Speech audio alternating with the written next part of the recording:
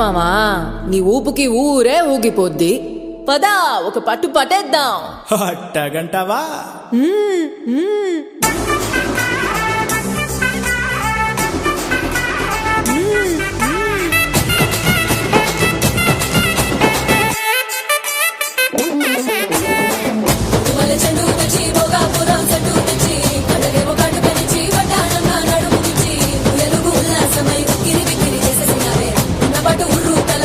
గింతలు పెట్టేసావే